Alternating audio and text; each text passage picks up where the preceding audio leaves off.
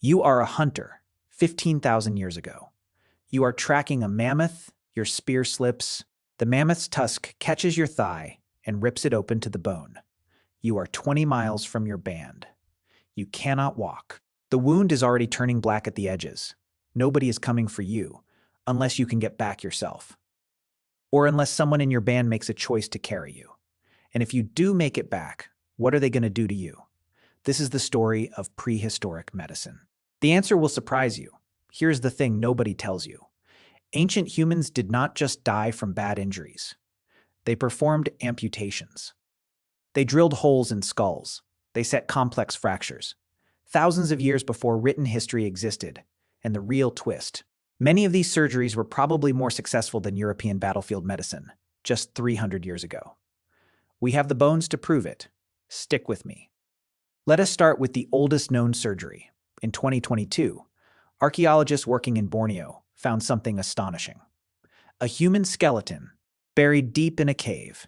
The body belonged to a young adult, and their lower left leg was gone. But this was not an accident.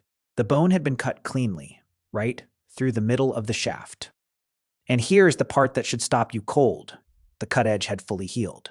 This person lived for years after the amputation. The date on that skeleton, 31,000 years ago. That is 24,000 years earlier than the previous known amputation. Whoever cut that leg off knew what they were doing. They used a sharp stone tool to slice through muscle and tendon. Then they sawed through the bone, and they kept the wound clean enough for the person to survive the infection that normally kills amputees. That is not luck. That is surgical skill. But the Borneo amputation is not the only evidence. Let us go back even further, 50,000 years ago. In a cave in Iraq, archaeologists found a Neanderthal skeleton. They call him Shanidar 1. And Shanidar 1 was a mess. His face had been crushed. His right eye was probably blind. His right arm had withered from a childhood injury. He had severe arthritis, and he was deaf in one ear. This man was battered. But here is the thing. He lived for years after those injuries. He could not hunt. He could not defend himself. But someone in his group kept him alive. They shared their food with him. They protected him. They probably carried him from camp to camp. This was 50,000 years ago. And it was not just Homo sapiens who took care of their wounded. The instinct to save each other is that old. It is older than our own species. Now let us talk about the most famous prehistoric surgery, trepanation. That is the practice of drilling a hole in the skull. It sounds insane to us, but it was common across the ancient world. Europe, South America, Africa. The oldest trepanated skulls date back at least 7,000 years. And some evidence suggests it goes back 10,000 years or more. The technique was brutal. They used a sharp stone to scrape or drill through the bone. They had no anesthetic. They had no sterile tools. And yet, many of these skulls show healed bone around the hole. That means the patient survived for years. In some populations, researchers estimate the survival rate for trepanation was around 70 to 80%. 8 out of 10 people walked away from having their skull drilled open. Why did they do it? Well, they thought they were letting out evil spirits. Headaches, seizures, mental illness. All of that, they thought, was demons trapped in the skull. So they drilled a hole to let them out, but here is the thing that should make you stop. They were wrong about the reason. But they were right about the result. Drilling a hole in the skull relieves pressure. If you have a head injury that causes your brain to swell, the swelling crushes your brain stem. That is what kills you. Cutting a hole releases the pressure. It lets the brain expand safely. And it saves your life. They did not know why it worked, but it worked. And patients survived. Let us talk about broken bones. Archaeologists have found healed fractures across the prehistoric world. And many of them are set perfectly straight. That is not something that happens by accident. If a bone heals in the wrong position, you get a crooked limb. That means someone pulled the bone back into alignment. Then they splinted it. Wood, bark, leather. They knew how to immobilize a break, so it healed cleanly. This goes back to the Neanderthals too.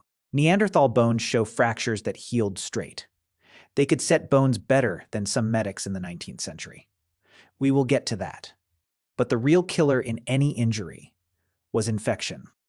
Before antibiotics, even a small cut could kill you. We all know that. But here is what we do not talk about. Ancient humans had medicines. Real. Effective medicines, honey. It is naturally antibacterial. Ancient humans used it on wounds, garlic. It contains a compound called allicin. Allicin is antimicrobial. Willow bark, it contains salicin. Salicin is the active ingredient in aspirin. It reduces pain and fever, yarrow. It stops bleeding. These plants were not rare. They grew everywhere, and humans knew what they did. We know they knew because we find traces of them in ancient graves and dental plaque. They were using these as medicine. This is a direct line from your medicine cabinet back to the Stone Age. Now here is the part that should really bend your brain. Remember how I said prehistoric surgery might have been more successful than battlefield medicine 300 years ago? Let me explain that. In the American Civil War, amputation was the most common surgery, and the survival rate was about 50%. Half the people died. They died from infection. But here's the nightmare. Doctors used the same unwashed tools on patient after patient. They used pus-soaked bandages on new wounds. They did not know about germs. They were making things worse. Ancient humans did not know about germs either, but they did not have hundreds of patients in a row. They were not using the same dirty tools on everyone, and they used honey and plant poultices that actually killed bacteria. So a prehistoric patient getting their skull drilled had a better chance of surviving than a Civil War soldier getting his leg cut off. Let that sink in. They were working with stone tools and plants. We were working with steel and ignorance. Think about that for a second. A Neanderthal with a crushed face was kept alive for years by his community. A young person in Borneo had their leg amputated and survived to old age.